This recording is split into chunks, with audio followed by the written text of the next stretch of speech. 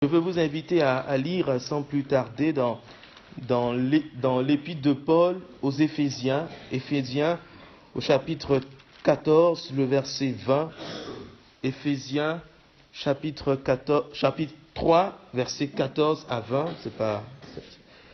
Éphésiens chapitre 3, verset 14 à 20. Laurent a introduit un peu le sujet que je veux partager avec vous, l'amour de Dieu. Cela est revenu à plusieurs reprises dans les chants qu'il a choisis. Et on s'y arrêtera un peu au travers de ces paroles de l'apôtre Paul aux chrétiens d'Éphèse. Éphésiens chapitre 3, du verset 14 au verset 20. À cause de cela, je fléchis les genoux devant le Père, de qui toute famille dans les cieux et sur la terre tire son nom, afin qu'il vous donne, selon la richesse de sa gloire, d'être puissamment fortifiés par son esprit dans l'homme intérieur, en sorte que Christ habite dans vos cœurs par la foi, étant enraciné et fondé dans l'amour, que vous puissiez comprendre avec tous les saints quelle est la largeur, la longueur, la profondeur et la hauteur, et connaître l'amour de Christ qui surpasse toute connaissance, en sorte que vous soyez remplis jusqu'à toute la plénitude de Dieu. Or, à celui qui peut faire, par la puissance qui agit en nous, infiniment au-delà de ce que nous demandons ou pensons, à lui soit la gloire dans l'Église et en Jésus-Christ, dans toutes les générations, au siècle des siècles. Amen. Amen. Amen. Je veux m'arrêter ce matin sur cette notion qui nous parle, qui nous touche directement. Je veux m'arrêter sur la notion de l'amour de Dieu. Je dois donner un titre à cette méditation, les dimensions de l'amour de Dieu. L'amour de Dieu est vaste. L'amour de Dieu est, aujourd'hui on dirait, c'est énorme.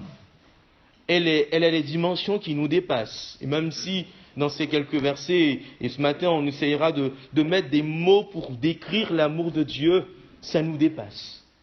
Ça dépasse notre intelligence. C'est d'ailleurs ce que l'apôtre Paul dit. Cela dépasse toute connaissance. C'est au-dessus de ce qu'on imagine. On est tous interpellés lorsqu'on parle de l'amour de Dieu. Si je dois vous poser la question, quel verset vous parle de l'amour de Dieu? Plusieurs d'entre vous direz certainement Jean 3,16. Car Dieu a tant aimé le monde qu'il a donné son Fils unique afin que quiconque croit en lui ne périsse point, mais qu'il ait la vie éternelle. Oui, Dieu nous aime. Mais bien souvent, on a résumé l'amour de Dieu à un message à adresser à des inconvertis, à des personnes qui ne sont pas encore engagées avec Dieu, qui doivent savoir. Et on ne se lasse pas de leur dire, mon frère, mon ami, Dieu t'aime. C'est vrai, merci Seigneur. Mais voyez-vous ici, l'apôtre Paul s'adresse à des Éphésiens, à des chrétiens, à des croyants, à des gens qui marchent avec Dieu.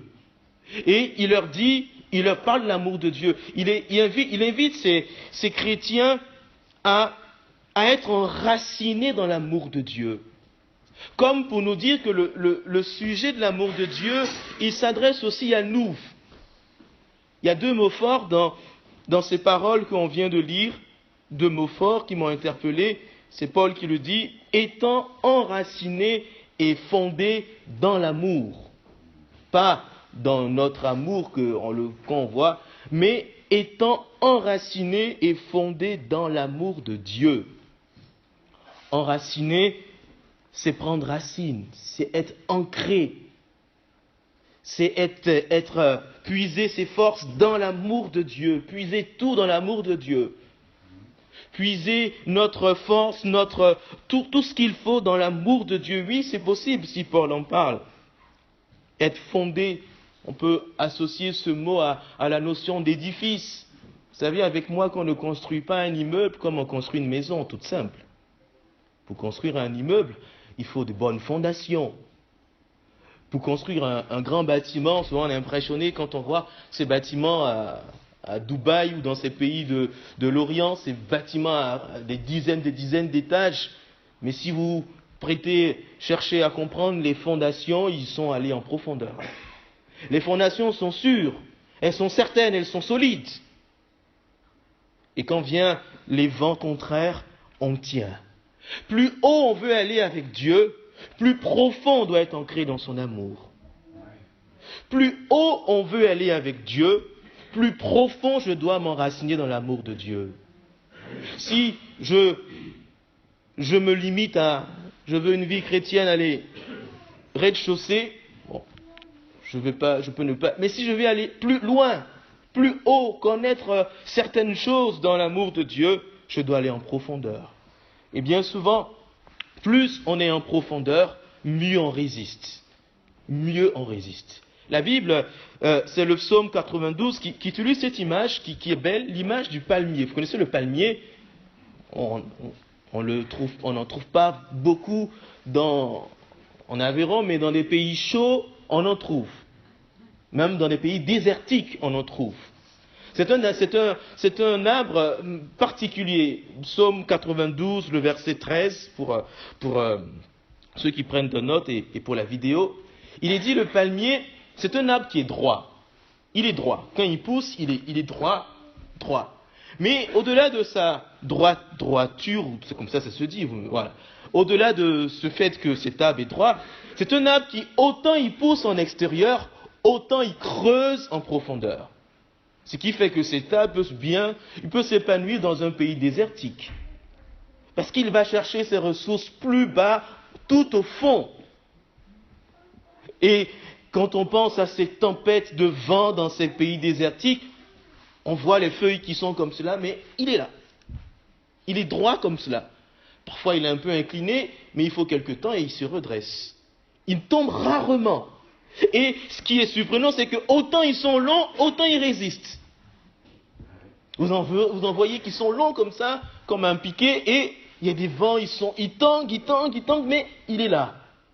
Parce qu'il est en profondeur.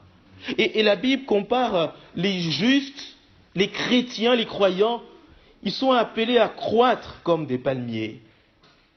Pas croître comme un manguier ou comme tous ces arbres que vous connaissez, mais comme des palmiers.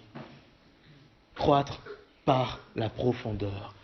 Et parmi ces choses dans lesquelles on doit être profond, on doit vraiment être enraciné, c'est dans l'amour de Dieu. C'est notre bien, c'est notre cadeau, être ancré dans l'amour de Dieu, être enraciné dans l'amour de Dieu. Alors ce matin, on verra un peu, en s'arrêtant sur ces paroles de Paul, notez les dimensions de l'amour de Dieu. Il nous parle ici de la largeur, au verset 18 du texte de tout à l'heure, texte de base. Il nous parle de la largeur, de la longueur, de la hauteur, de l'amour de Christ. Et on doit plonger nos racines, nous croyants, aussi bien ceux qui sont, mais aussi bien tout le monde entier, mais nous devons puiser nos forces dans l'amour de Dieu, dans ces dimensions de l'amour de Dieu. Amen. Je tiens à dire que même si on va essayer de mettre des mots, l'amour de Dieu dépasse nos unités de mesure. On ne peut pas ni quantifier son amour, ni mesurer son amour, ça nous dépasse. Mais on essaiera ce matin de souligner quelques éléments afin de nous encourager. Quelquefois on a besoin d'être encouragé, on traverse des difficultés, on cherche des sources d'encouragement, on cherche ça et là comment se relever, comment tenir bon. Moi, je n'ai pas d'autre adresse à vous donner, c'est dans l'amour de Dieu. C'est dans cet amour manifesté que nous pouvons puiser nos forces. Nous allons lire ensemble dans un texte de Matthieu chapitre 28, Matthieu 28, du verset 18 au verset 20. Matthieu 28, verset 18 au verset 20. Nous sommes avec Jésus, il est sur le point de monter au ciel et il va parler à ses disciples et il y a dans ses paroles une description des dimensions de l'amour de Dieu.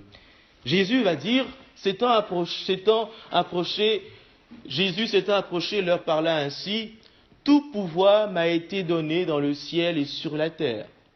Allez, faites de toutes les nations des disciples, les baptisant au nom du Père, du Fils et du Saint-Esprit. Et enseigne-leur à observer tout ce que je vous ai prescrit. Et voici, je suis avec vous tous les jours, jusqu'à la fin du monde. Amen. C'est la sainte convocation de tous les croyants. Nous sommes appelés à faire de toutes les nations des disciples. Heureusement que Jésus a dit ces paroles. Je ne sais pas si vous le réalisez. S'il n'y avait pas eu ces paroles, nous ne serions pas là aujourd'hui. C'est parce qu'un jour, des personnes ont bien voulu obéir à cette parole de Dieu. Ils ont quitté, ils sont allés annoncer cette bonne nouvelle et nous avons pu, nous aussi, recevoir ce message. Alors, à notre tour aussi, nous devons apporter ce message autour de nous. Mais revenons à notre sujet, l'amour de Dieu. Paul dit, l'amour de Dieu est large. L'amour de Dieu est large. L'amour de Dieu est large. Ça veut simplement nous interpeller sur la largeur du cœur de Dieu. Le cœur de Dieu est large. Il y a de la place pour tout le monde dans le cœur de Dieu. Il y a de la place pour moi, je le crois, vous le croyez aussi. Il y a de la place pour chacun de nous. Mais il y a de la place aussi pour le voisin qui m'embête. Il y a de la place pour le voisin du dessous, du dessus, d'à côté, qui me fatigue. Lui, il a la place dans le cœur de Dieu. Il a une place dans le cœur de Dieu. Quelquefois, je ne sais pas si vous le faites, mais quelquefois on bloque les places de parking pour ceux qui habitent dans les immeubles, et puis on n'a pas souvent la place de se garer. On réserve, on fait certains font exprès pour ne pas que le voisin ait la place pour garer sa voiture. Mais dans le cœur de Dieu, il y a de la place pour tout le monde. Même si tu as 4 voitures, il y a de la place. Il y a de la place pour tout le monde. Le cœur de Dieu est large. Le cœur de Dieu, c'est important pour nous de le comprendre parce que quelquefois dans notre vie chrétienne, on pense que dans le cœur de Dieu, il n'y a que nous. C'est nous, c'est nous. Seigneur, oui, c'est nous. Mais il y a de la place dans le cœur de Dieu. Et c'est un peu ce que les disciples devaient comprendre. C'est possible de maintenir le passage Matthieu 18 là. Les disciples avaient grandi, les disciples de Jésus avaient fait 3 ans avec Jésus, ils étaient bénis, 3 ans avec Jésus, c'est un bonheur parfait. Ils boivent les paroles de Christ, c'était énorme. C'était des privilégiés en même temps. Et d'ailleurs, même le peuple de Dieu avait reçu de la part du Seigneur cette vocation d'être le peuple élu. Ces Juifs se sont développés avec une certaine... Excusez-moi l'expression, c'est pas péjoratif, mais une certaine fierté d'être le peuple de Dieu, la nation sainte. Ils ne devaient pas se mélanger. Ils devaient rester dans cette dynamique. Et Jésus, avant de partir, il leur dit, allez, faites de toutes les nations des disciples. Est-ce que, Seigneur, tu es sérieux? Donc, ils vont être comme nous. Ils vont partager notre nature. Ces païens-là, ces gens qui ne te connaissent pas, qui vivent dans toutes sortes de choses, tu veux qu'ils deviennent comme nous, qu'ils aient les mêmes privilèges que nous, qu'ils s'approchent de Dieu comme nous, qu'ils t'appellent Père comme nous on t'appelle Père. C'est pas possible. Les disciples ont dû le comprendre. Et ils sont allés. Je crois que pour nous aussi, on doit comprendre que le cœur de Dieu est large. Lorsque nous pouvons traverser parfois des tensions, des incompréhensions avec beaucoup de personnes, l'œuvre de Dieu, la vie chrétienne, n'est pas centrée sur moi, mais sur Dieu. Mon frère, ma sœur a également sa place dans le cœur de Dieu. Mon ami a également sa place dans le cœur de Dieu. Même si je ne veux pas lui faire la place, il a sa place. Il a sa place. Il a sa place dans le cœur de Dieu. Dieu a dit à Abraham, dans Genèse chapitre 12, verset 3, « Toutes les nations de la terre seront bénies en toi. » Toutes les nations de la terre. Je ne sais pas si vous voyez un peu, toutes les nations, toutes les familles. Toutes les familles, qu'elles soient juives, non juives, qu'elles soient chinoises, indiennes, tout le monde. On a une place dans le cœur de Dieu. C'est beau de comprendre, Seigneur, j'ai ta place dans ton cœur. J'ai une place dans ton cœur. C'est la largeur de l'amour de Dieu. Et ce message, on doit on doit le porter, on doit le garder. Si on n'arrive pas à aimer une autre personne, on n'arrive pas à supporter, Seigneur, aide-moi à aimer, parce que force est de constater que cette personne a une place dans ton cœur. Amen. Il est capable de le faire. S'il a fait pour les disciples, il peut le faire également pour nous. Autre mesure, autre donnée qui nous parle de l'amour de Dieu, c'est la longueur. Il est dit l'amour de Dieu est long, a une telle longueur. On le voit dans ces paroles de Jésus lorsque Jésus leur dit « Je suis avec vous tous les jours jusqu'à la fin du monde ». L'amour humain, l'amour que nous découvrons dans notre société, est un amour qui est variable. Est-ce que vous le réalisez? Il est variable. Variable en fonction de l'âge déjà, de notre âge. Quand on est petit, peut-être notre amour s'exprime. Quand on a passé la vingtaine, la trentaine, ainsi de suite. Quand on est plus âgé, notre amour aussi a une autre caractéristique. Et variable aussi en fonction de la météo, quelque part. Vous ne trouvez pas? Il est dit que quand il fait gris, les Français n'ont pas le moral. Par contre, quand il fait soleil, oh là, on a tous le sourire. Ah oui, c'est merveilleux. Vous voyez un peu? On apprécie. L'amour humain est variable. Il est fluctuant. Fluctuant en fonction de beaucoup de critères. L'amour humain, l'amour des hommes est parfois passager. Attends, on se souvient d'avoir été ami avec une personne pendant quelque temps. On était potes, on était proches, et bon, les choses ont évolué, et on s'est déplacé, on a quitté notre ville, on a changé de région, et on n'est plus amis. Vous avez dans votre esprit des personnes comme cela. Et puis bon, on reste en contact, mais on n'est plus aussi proche. Voilà, on n'est plus proche de ces personnes. Donc l'amour que nous découvrons dans notre société est aussi changeant, passager. Aujourd'hui on dit je t'aime, demain je t'aime pas trop. Voilà, c'est comme ça quoi, c'est changeant. Vous voyez, l'amour de Dieu, c'est toujours le même, tous les jours, jusqu'à la fin du monde. Un peu comme si dans votre voiture, vous roulez tous les kilomètres, mais la barre d'essence est toujours pleine en fait. Je ne sais pas si vous voyez, c'est magnifique. Hein. Vous faites le tour de France et vous regardez l'aiguille, ça n'a pas bougé. Ça n'a pas bougé. Ça n'a pas bougé. Je n'ai pas besoin d'aller en puiser. L'amour de Dieu est le même tous les jours. C'est d'une quantité impressionnante. Et Jésus le dit à ses disciples, je suis avec vous, c'est-à-dire mon amour est là avec vous aujourd'hui, demain, après-demain, tous les jours. Dieu m'aime autant Dieu m'a aimé hier, autant Dieu m'aime aujourd'hui, autant il m'aimera demain. Amen. Autant il m'aimera demain, il nous aimera jusqu'à la fin du monde. C'est important pour nous de le comprendre. Parfois, on traverse des situations où on sent l'amour de Dieu et le lendemain, on se dit, mais est-ce que Dieu m'aime? Il t'aime.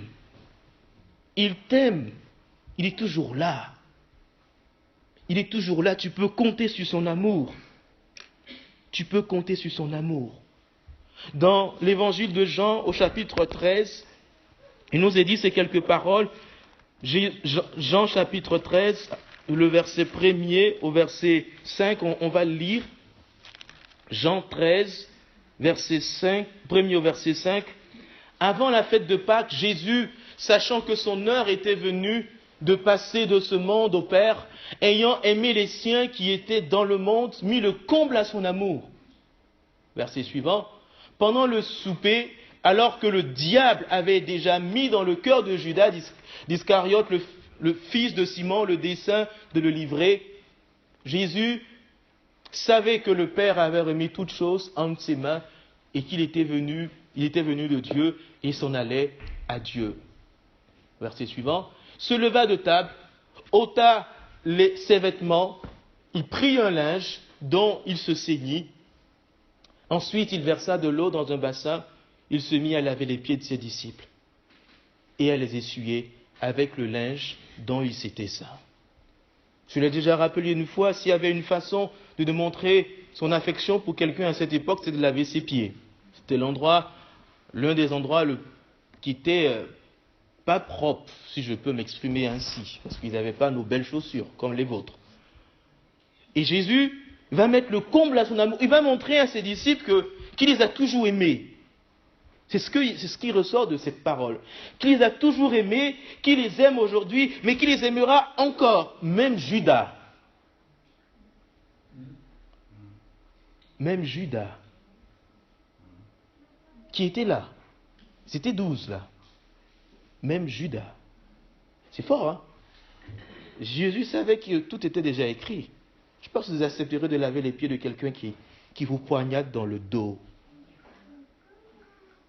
De bien laver ses pieds avec le meilleur produit qui existe. De veiller à ce que ses pieds soient bien propres, là, d'enlever toutes les impuretés et puis de se tenir à genoux. L'amour de Dieu est le même. Et même si le Seigneur, parfois, il n'aime pas ce que nous faisons, il nous aime quand même. Il n'aime pas ce que nous faisons, il n'aime pas le péché, il nous aime. Et soyons convaincus de cette vérité, que le Seigneur nous aime. Jérémie 31, verset 3, je vous cite ces quelques versets qui nous parlent de l'importance de la quantité ou de la longueur de l'amour de Dieu. Jérémie 31, 3 nous dit, « De loin l'Éternel se montre à moi, je t'aime d'un amour éternel, c'est pourquoi je te conserve ma bonté. » De loin, Seigneur, il nous aime, son amour est là, et nous pouvons puiser nos forces. Ésaïe 54, verset 10, tous ces versets, certainement, vous les connaissez. Ésaïe 54, verset 10 nous dit, « Quand les montagnes s'éloigneraient, quand les collines chancelleraient, mon amour pour toi ne s'éloignera. Mon amour ne s'éloignera point de toi, mon alliance de paix ne chancellera point, dit l'Éternel, qui a compassion de toi. » C'est impressionnant de voir des montagnes qui s'éloignent, des collines qui chancellent. Mais l'amour de Dieu reste le même. L'amour de Dieu est long. Et soyons rassurés de cette vérité. Le Seigneur nous aime encore. Il est là, il est avec nous. Il veut nous conduire, il veut nous diriger, il veut nous amener plus loin, il veut nous relever, il veut nous purifier, il veut nous aider. Puissions-nous être interpellés, puissions-nous comprendre qui nous aime. Troisième donnée, la longueur de l'amour de Dieu. Non, la profondeur de l'amour de Dieu, excusez-moi. Si l'amour de Dieu est large, à une longueur incertaine, grande, l'amour de Dieu est également profond. Il y a une profondeur dans l'amour de Dieu. J'ai noté ici, l'amour de Dieu, ce n'est pas simplement une émotion. Ce n'est pas un like. On met un like là, un pouce. Ce n'est pas un j'aime comme cela, ce n'est pas une émotion.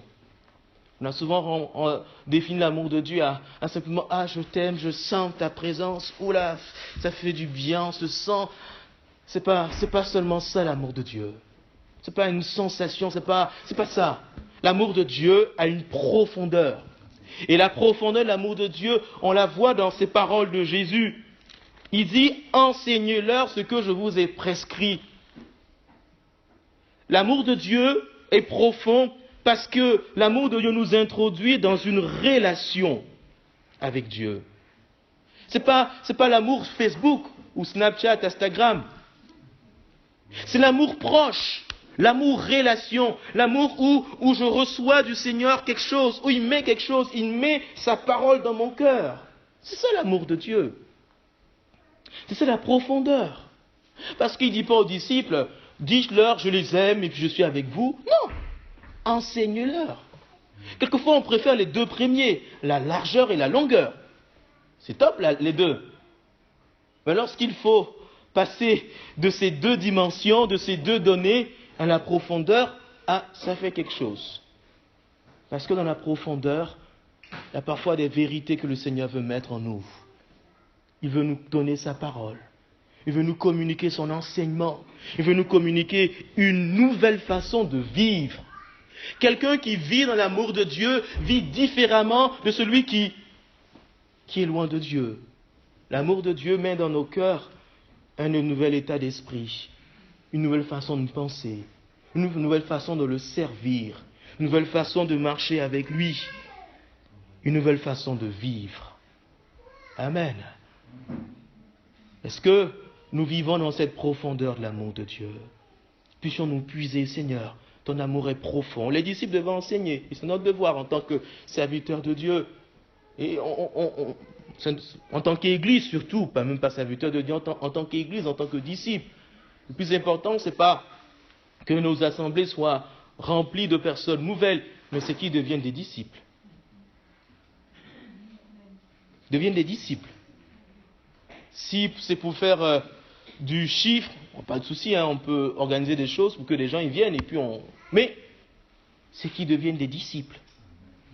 Et que dans leur cœur, il y ait l'amour de Dieu, et qu'il soit profond, que dans leur vie, on sente l'amour de Dieu. Dans leur façon de marcher, on sente l'amour de Dieu. Et c'est chacun de nous. Et je dois puiser mes forces, Seigneur.